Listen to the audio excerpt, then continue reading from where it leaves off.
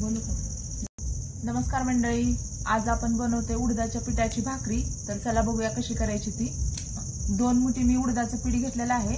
त्याच्यात आपण आता चवीपुरतं मीठ घालूया आणि पाणी घालून छान मळून घेऊया। आज आपण छान अशी खरपूस चुलीवरती बनवणार आहोत, गॅसवरती नाही। तर चुलीवरची उडदाची भाकरी आणि खरडा। उडदाच्या भाकरीचं पीठ खूप चिकट असतंय, आपल्या ज्वारीच्या पिठासारखं नाही। तर बघू शकताय अशा प्रकारे मळून घ्यायचे।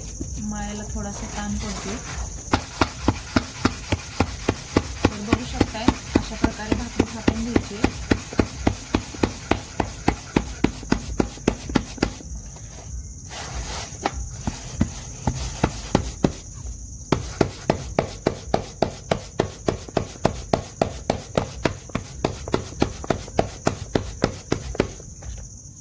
तर बघू शकताय आपली उडदाची भाकरी थापून तयार झालेली आहे।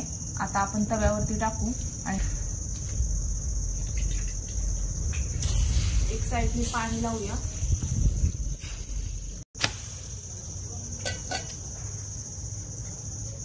बघू शकताय आपली एक साइड भाजून झालेली आहे।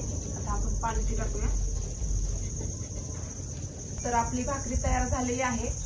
आता आपण खरडा करायला घेऊया। तर आता आपण खरडा करूया। मी 2-4 लसणाच्या पाकळ्या आणि 2-4 मिरच्या घेतल्यात आणि थोडीशी कोथिंबीर घेतली। आता आपण तव्यात घालू आणि एक माप तेल घालूया। मीठ घालूया।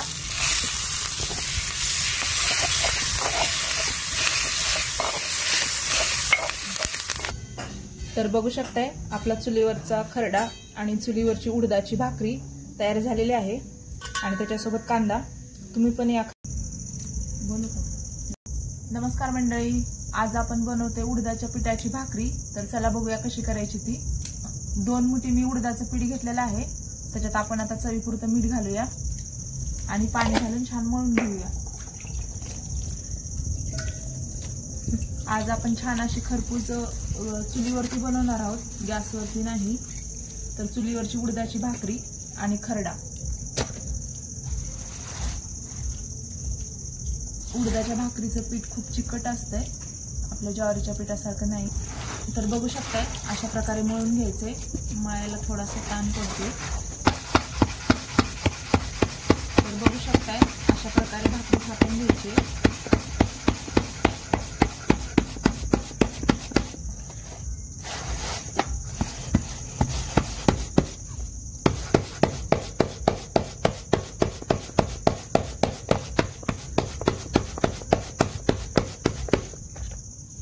तर बघू शकताय आपली उडदाची भाकरी थापून तयार झालेली आहे। आता आपण तव्यावरती टाकू आणि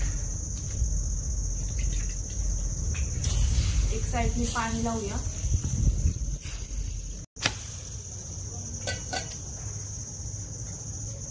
बघू शकताय आपली एक साइड भाजून झालेली आहे। आता आपण पाणी टाकूया। तर आपली भाकरी तयार झालेली आहे।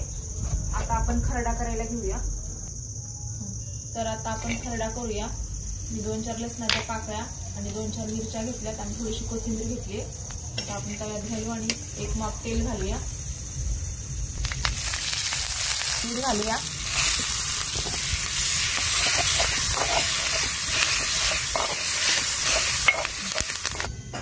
तर बघू शकताय आपला चुलीवरचा खरडा आणि चुलीवरची उडदाची भाकरी तयार झालेली आहे आणि त्याच्यासोबत कांदा। तुम्ही पण या।